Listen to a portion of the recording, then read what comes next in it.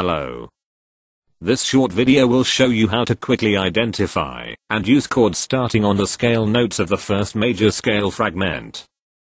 Remember what you have learned from other lessons within this site, in that the notes in a key don't just identify the scale, they are also the note names for all the chords too.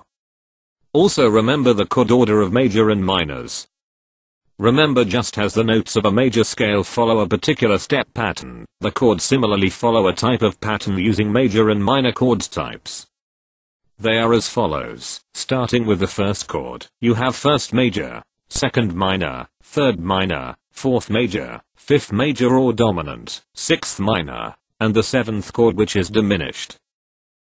Here we have a diagram of the major fragment A. Notice that the notes have been color-coded and numbered for their intervals, instead of the finger positions.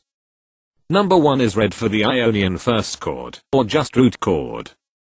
Number 2 is orange, for the second chord Dorian, or just second minor chord. Number 3 is yellow for the third chord Phrygian, or just third minor chord. Number 4 is green for fourth chord Lydian, or just fourth major chord, while the number 5 is blue, for the fifth chord Mixolydian, or just fifth major or dominant chord. Obviously there are more than 5 chords in a major key. We have to go to the second fragment to look at these. Bear in mind though, that the following chords will be rooted on the 4th string, which is sometimes quite tricky to play, and is not a requirement for the RGT examination, until you get to the advanced levels. It is possible to find 5th or 6th string alternatives to these 4th string root chords. In fact, it is always advisable to find alternatives to all chords, scales, and arpeggios. So here are the last 3 chord types in a major key, including the octave, the pink note or Aeolian chord, or just the 6th minor, the black note or Locrian chord, or simply 7 diminished chord, and finally the octave chord, which brings us back to the beginning. There are also chords rooted on the 3rd string. Check the advanced section for more on this. Though 3rd string root chords don't appear anywhere in the RGT examinations, they are just extras. The whole point of this exercise is to show you how all the chords in a major key are linked to the fragments of a major scale.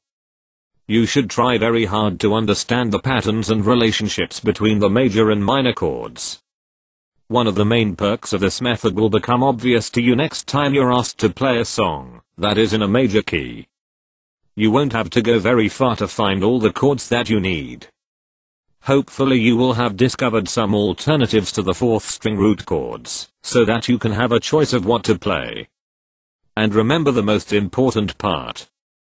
Every scale note has a corresponding chord. And every chord has a corresponding arpeggio.